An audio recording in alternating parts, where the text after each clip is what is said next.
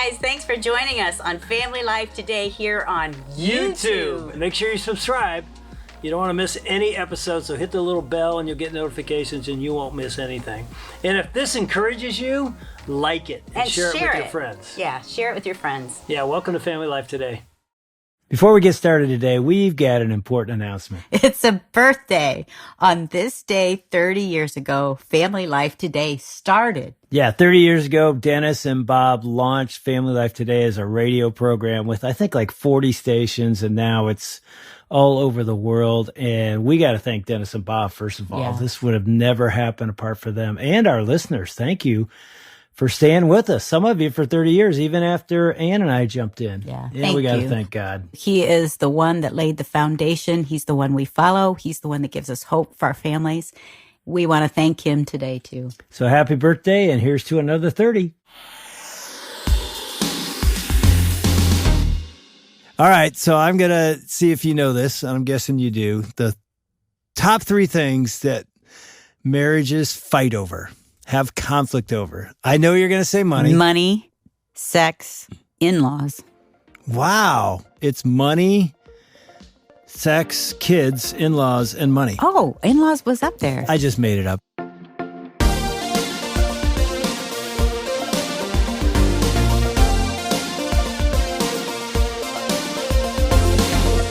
Welcome to Family Life Today, where we want to help you pursue the relationships that matter most. I'm Ann Wilson. And I'm Dave Wilson, and you can find us at FamilyLifeToday.com or on our Family Life app.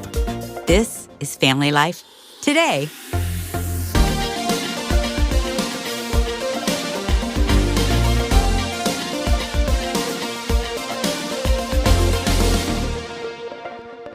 I don't know.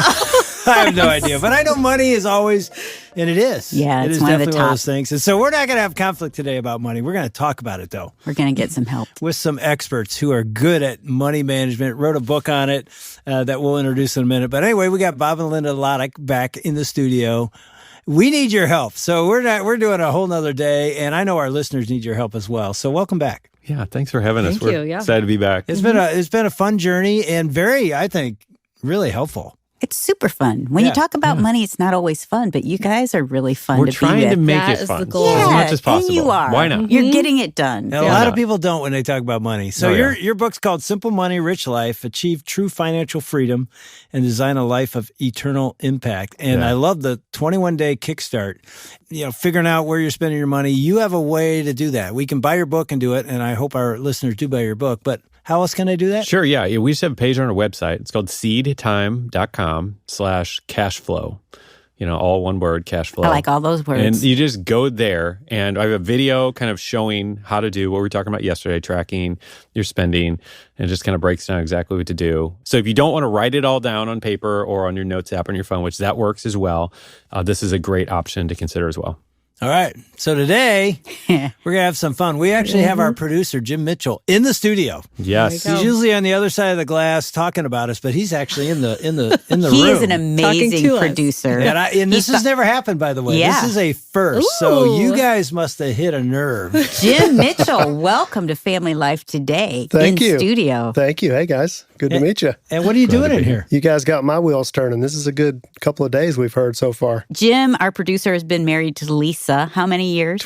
Just turned 28. Have you guys years. ever fought about money? Only every day. Only when we talk about money. We definitely have, we have conflict over money. I'm a spender. I don't like thinking about planning ahead, any of that. And she is craving that so much. And she's been telling me 28 years to spend more time and give more attention to it. So, I'm all ears to this one. Great. But Well, we're going you've to try come to up help. with some questions for us Yeah. today. Yeah, well, Dave kicked this off with we're not going to have conflict today, but I'm going to try and stir the pot a little bit because I know we have a couple of spenders at the table and a couple of savers. And so I'm going to throw some questions, just 3 questions at you one at a time. I want you to think of your answer and we'll just go around and hear if there's a distinction between the two. I'm last. You're last. All right, question 1. At the end of the month, you have an extra $200. What do you do with it? You give some and you save the rest. Oh, come on. That's just like the answer that you're supposed to give. Give the real answer. No, that's what I would do. What? No question. In my mind, You would Really? save some of it? I would thank God that he's given us a couple $100 more than we needed, and I would give at least 20, maybe 40, so 10 to 20% of that. Who and are I would, you right now? If I I would gave you save it. $200, you would do that? Especially now at this stage in our life where, we're headed toward retirement. Oh. We need that money. I just one answer. I'm not saying it's the right You're answer. so spiritual. That's just my answer. Dave's got the Wait, holy what? answer. Well, what would you spend it on? I want to hear what Bob says. Wait. 'cause What would you spend the money on that you didn't give away to Jesus? What would you spend it on? I told you I'm going to save it. You're saving the whole thing. I've got everything I need. That's not even Wow. fun. She's sitting right here. Oh, that's a good answer. All right, Bob, do you know your answer? Sure, that's a whole lot less spiritual, but I would probably take Linda out on a nice date. Oh, this is a good answer. I would do that too. I'm winning points. I wouldn't take Linda out. I'd take Ann out. Okay. Thank goodness. My answer is pretty simple. I would not have $200 left over at the end of the month. So It wouldn't happen? I'm exempt from this one. No, come on. You It have would if be you gone. had something. What if, Long gone. like I gave it to you today. It's Well, at why the would end it of be the month. gone? I just have a running list in my head of what I need to buy next. If you gave it to me right now, I'd spend it that fast. Really? On, Oh, yeah. On. Ann wants I to don't know, know. whatever I feel like spending it on at the time. Yeah. I think I would take 100 of that and I would spend it on our grandkids. Yes, she Or would. just some friend Probably or 150. somebody. We're going to somebody's house for dinner tonight and they have some kids. I'd probably buy something for those Oh. kids to take with me. And then I would take, if there's anything left, I'd put it in my pocket and I would just say, Lord, if there's somebody that needs this money, just lead me to them. You way overspend 1 month. What happens at the start of the next month? We would just brush it off. Like I would probably have to figure out where to pull the overspending, and we would just go at it again. Try to do better this month. Yeah. My first thing would be I would tell Bob, whoops. Ooh. I would return it, but I can't. And just say, well, what should we do now? So we have specific budgeting categories for everything. So if we overspend, we either have a deficit. So it's like the next month we just get less money in that category. Or if it's way more than that, if we can't do that, then it's like, all right, we just need to find some more money. I call this magic money because somehow he gets money that I don't know where it's coming from. We need to clarify this. Magic money. But Linda I call does it it- magic money because I'm not paying as much attention as he is. So in my mind, if there's any money that I'm like, where did that come from? Linda doesn't know all of our accounts and everything set up, and so because she doesn't, anything she doesn't know about, she calls This magic is money. not because he's I hiding like the it. magic it's money. by choice. I know, right? It's magic a good, money, yeah, it's a good term. I need some magic money. right? What's yours, Dave? Well, yeah. I mean, first of all, I'd be like, we got to spend less next month. But I think, me, I'd be like, hey, what can I sell on Facebook You Marketplace? totally Ooh. would do that. I would. Yep. We got stuff that we That's a don't good need, answer. and I guarantee Yep. I could find you a couple $100, probably more, in a couple hours. Yeah. yeah. So one of those guitars. One of those. So fun, Yes, fun that's- fact. I don't know if you guys, I remember reading this in an article, and I don't know if this is true, but I read this in an article on a reputable news site. Somebody did a study, and they found that the average American household has $7,000 worth of stuff that can be sold on Facebook Marketplace Really? or whatever. That's crazy to think about. 7,000. It is. And so we've done this. We've challenged ourselves. We did one of the 1 month challenges we did was I tried to round up everything in the house I could find to sell. We made over $2,100 in 1 month. Wow. Just selling a whole bunch of junk I had found around the house. And we've done that a couple different times. So it's like, I almost believe it. It's a Let's big number, do that. but We have enough stuff in our attic that we could There you build go. a city. Yeah. We're getting a dumpster and just going to throw it away. But maybe we should A lot of sell it we can some sell. of it. Yeah. Yeah. I think I would Oh, yeah. We didn't hear your answer. I would be hiding in shame. I'd feel so guilty. Oh. That would be my first thing. This just kind of happened. I was at our son's. They were out of town, and I thought, I'm going to mow his grass for him. And it's the first time This did cause tension. in the spring. And so his grass is so long, and I'm thinking, why hasn't he mowed his grass? I go into his garage, and I like to do this kind of stuff. And I try to get the mower started, and this thing will not start. So I text him. He's in France. And I said, hey, why won't your mower start? I'm not in France. My son is. Yeah. You're going to hear so where the story he says, goes. oh, you have to mix the oil. This is one every time you put the gas in. I haven't mixed the oil for the new season in the gas. And so you need to go get this oil. And this is bad on my part, but I'm like, I'm not going to get the oil. I'm going to go get a new lawnmower because this thing's a piece of junk. That's what I'm going to do. So I come home. I don't ask Dave. I tell him, here's what I say. I work, and I'm going to go buy him a new mower. I'm going to buy him an electric mower. And Battery so operated. I don't even hear his response because I don't want to hear it. And I just get in the car. And this is that self-righteous, prideful, I work hard. I should get to spend my money the way I want to. And so I go to Home Depot. And while she's going to Home Depot, by the way, guess what I'm doing? I'm on Home Depot's app looking up mowers to find out how much these things cost. I heard her say where she's going, and I'm going to find out, are we spending $1,000? He is also or on $200? Facebook Marketplace looking for a used mower. Oh, I'd already made a couple offers in 20 minutes for brand new mowers, never used, never unboxed. And that I'm I not could go saying get. I'm right in this situation. I was just frustrated and I wanted to get the job done quickly. And I thought he was going to love this thing. And he did. So then I come home and we start talking about it. And it wasn't going well. You weren't yelling or anything, but this is typical for me to go buy something for somebody. But then, you guys, I get magic money. It's not magic money. This is, to me, I call it God money. I get a check in the mail because I told him, I just wanted to do it. This would be so fun. I get a check in the mail from some random lawsuit that's taken place. Yeah. And I get a check for $350 Oh my gosh. the next day. And I say to Dave, Jesus loves when I buy things for people. And now he can't even use a God card, so he can't even say anything. Use the God card. Take that. Yes. And it is a really good mower. All right. Because Family Life, values marriages so much, I'm going to throw this one in just as a kind of a redemptive question. What do you love most about your spouse's approach to money? Oh. I'll go first on this one. Really? I love that you care about this because I don't. I love that you are thinking about it and you're wanting to do something about it, and that makes me feel secure. Well, I'll go second then. I really do love your giving spirit. What? You are a giver, not just to God. And, we have always started at 10% and tried to increase that to our church and to ministry and to family life. But beyond that, not just to our kids, but to a stranger, to, like you guys, you have the seed account. We need to start that. That would be a really wise, because I don't even know how much she gives beyond what I know we give. Yeah. But that's a beautiful thing. Thanks. Yeah. Yeah. I mean, That I was a love good it and I question, hate it because Jim. every time it goes out, I'm like, the number just went down, but it's a beautiful thing. And we could be one couple to say God has always, 42 years now, provided. Yeah. Yes. In some ways, often miraculous. Like I got you. Like that little magic money check.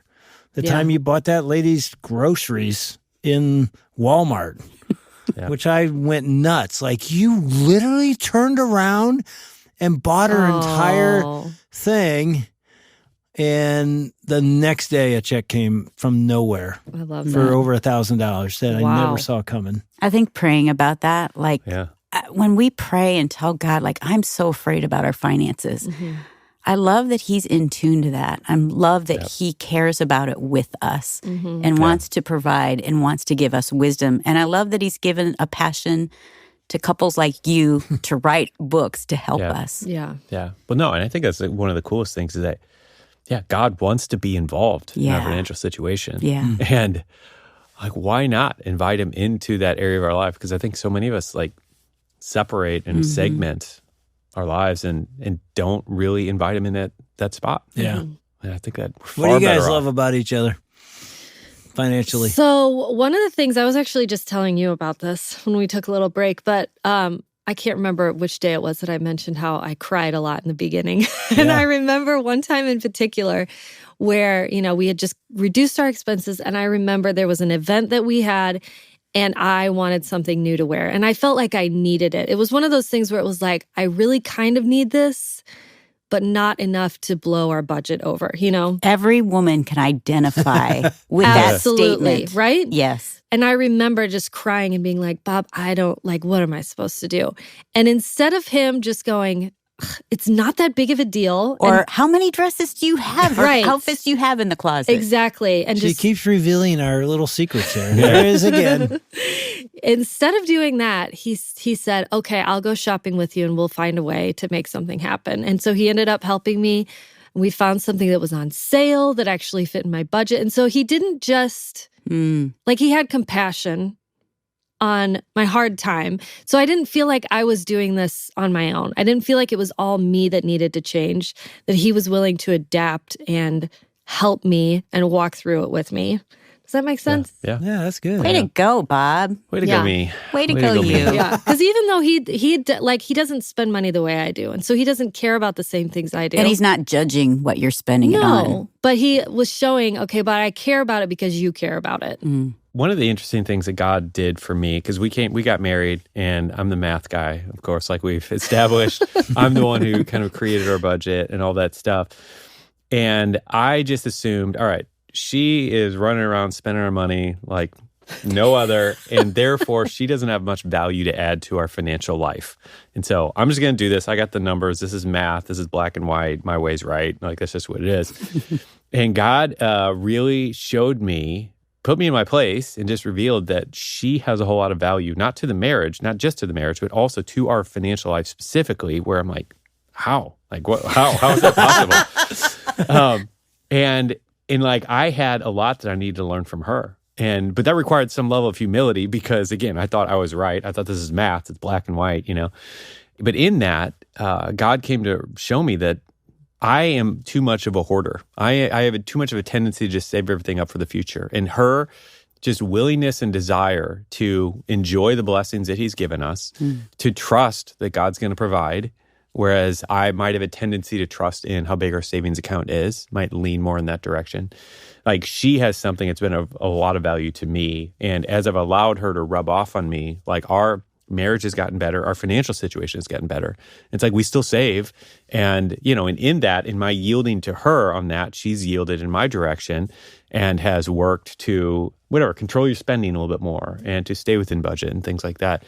And so it's really been a great thing that God has just brought us to a more healthy balance. But all that to say, I just appreciate the way that she spends money now, whereas it was a point of contention before, and now I see the value in it. I see the value in being spontaneous and looking for ways to spend money in moments and things like that. I mean, is that where you develop part of your 4 steps, save all you can, earn all you can, give all you can. And then that last one, which a lot of people never say, is enjoy it all. Yeah. Is that part of what you've No, I mean, that's Linda? been, she literally added that part to the book. Like, when we were kind of coming up with the concept, this whole idea, and this is so much of the value that she adds to what we do, is just this component of enjoying money, but also doing it without guilt and shame, and to breaking that part off, because we've just seen so much of that. So many people are carrying so much guilt and shame about finances in their marriage, in their personal lives, and that's a big part. And I would add, you tell me if this is true, I think that a lot of guilt and shame, a lot of Christians carry. Oh, yeah. Because there's a tendency to think we should never really enjoy possessions, things, that's idols. Yeah. And they can be, and obviously. Can be, for sure. Yeah. But it's always like, if I have an extra $1, it goes to God. I don't buy a nice dress. I don't buy a nice pair of shoes. I live very simply. And again, I'm not saying that any of that's wrong, because a lot of that is true. Yeah. But often I feel like Christians never celebrate and enjoy. Yeah. Like enjoy it. And it's okay. Yeah. Well, I think you kind of see the two extremes where you've got this, prosperity gospel of if you don't have a lot of money, then, there's something wrong with your spiritual life. And then there's, if you have too much, there's something wrong with your spiritual life. But both of these are missing the whole point, which is that God's always after our hearts first. Yeah. It doesn't matter how much money we have if he doesn't have our heart.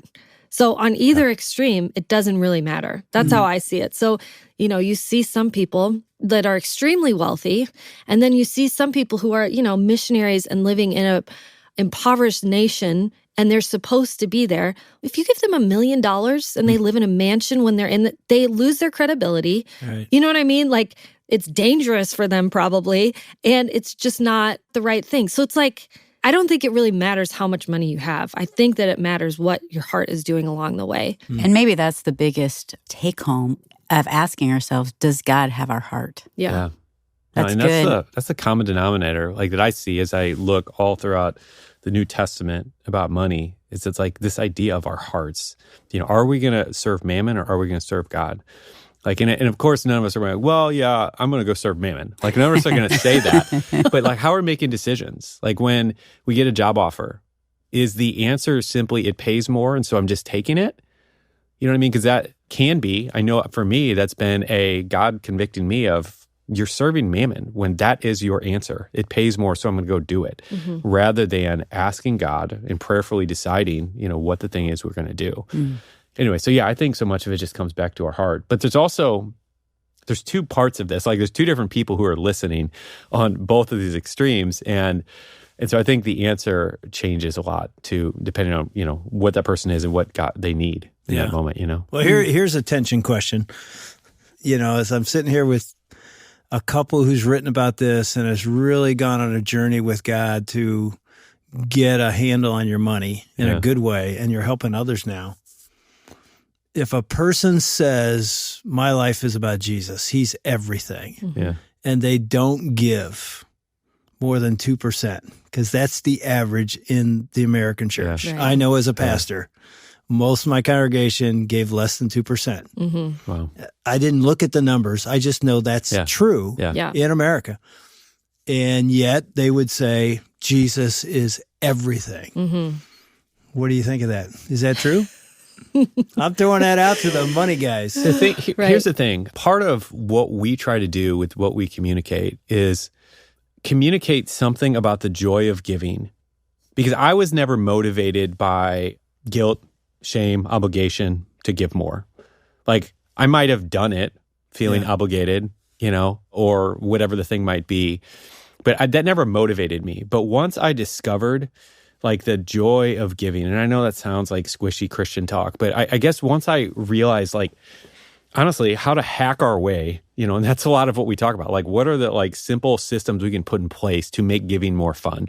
And as we've done that, like, we've just had more of a desire to give more. You know what I mean? And so addressing that person only giving 2%, I mean, I guess the thing that I would say is, you don't have to give more, but there's an opportunity here. And I think also when we see ourselves and we understand that we're eternal beings and we see beyond this life and we understand like what's at stake, we understand that when we give, like, we're storing up treasures in heaven, whatever that means. Like, I don't know what that means exactly, but I'm also like, there's something here. There's some incentive that God has laid out for us in terms of our giving. Like, why not lean into that and take advantage of that? If we're just on earth for a short sliver of our entire existence and we get to store up treasures for eternity. Like, there's a quote from Randy Alcorn that I love where he said, the greatest deterrent to giving is the illusion that earth is our home. To me, that just stirs me up to want to give more and to, you know what I mean? Like, it's like if you're just on a vacation for 1 week out of the year, it's like you understand this is just a short window. And it's like that's what our life on earth is in the scope of eternity, That's good. Yeah, and I mean, we sit here in the studio and we are a donor-based ministry. And we're here because our listeners give. Yeah. And that is an incredible blessing. Even to sit here, it's a privilege, but I feel this responsibility. We need to honor their sacrificial giving. They believe in this ministry. And we need to make sure we do it well. We're stewards of God's money that he's given to them. That they say, I believe in family life, I'm going to give. And even as I say that, if you're listening and you're a giver, thank you. I mean, we do not take this lightly. Thank you. We know what it means to write a check or make a donation digitally. It's a big deal. And it does say Jesus does matter, marriages matter, families matter, and I want to get behind that. And I'm glad you guys are here because, man, thanks for we being didn't with just us. talk about money. We talked about family and marriage. You've been so helpful to our listeners. Thanks. Yeah, it's our pleasure. It's an honor. Yeah. You're listening to Dave and Ann Wilson with Bob and Linda Lotich on Family Life Today, along with our very own executive producer, Jim Mitchell. And actually, Jim's got a personal story of how prayer made all the difference in a recent disagreement he and his wife were having. So stick around for that and see if you can relate. But first, we'd love to send you a copy of Bob and Linda Lotich's book. It's called Simple Money, Rich Life. It's our thanks to you when you partner financially today with us. You can give online at FamilyLifeToday.com or by giving us a call at 800-358-6329. That's 800-F as in family, L as in life, and then the word today. Okay, here's Family Life Today's executive producer, Jim Mitchell, with a story about the power of prayer when you're not seeing eye to eye with your spouse.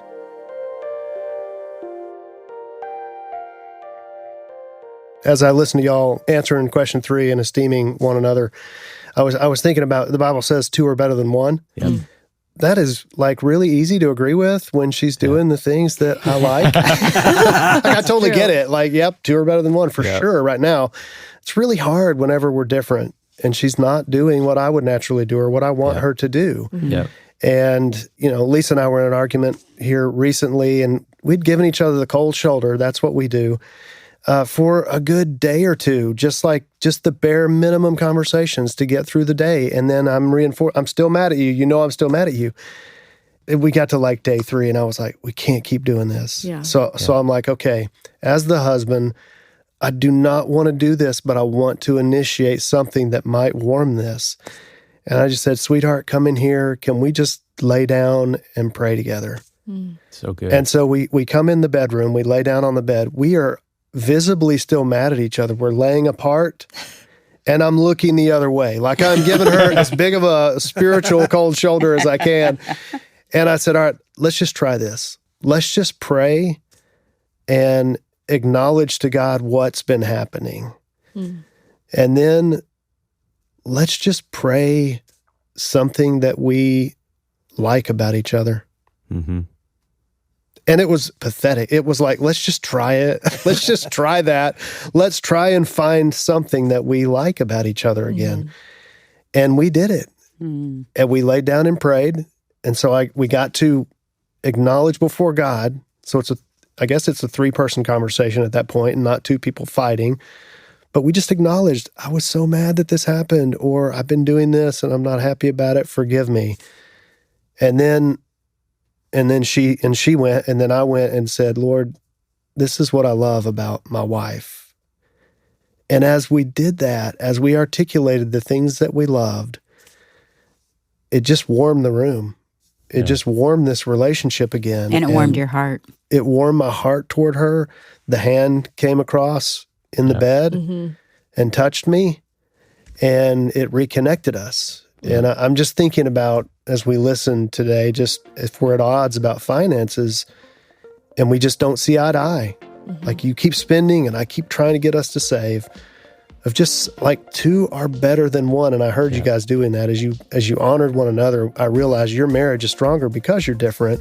Yeah. But if we don't talk about those things, all we see is what's different and what I don't like about you. And tomorrow on Family Life Today, David and Wilson are joined by Tim Kimmel and Michael Tooker to talk about Michael's battle to succeed at work while simultaneously compromising his relationships with the people closest to him. You won't want to miss that. On behalf of David and Wilson, I'm Shelby Abbott. We'll see you back next time for another edition of Family Life Today.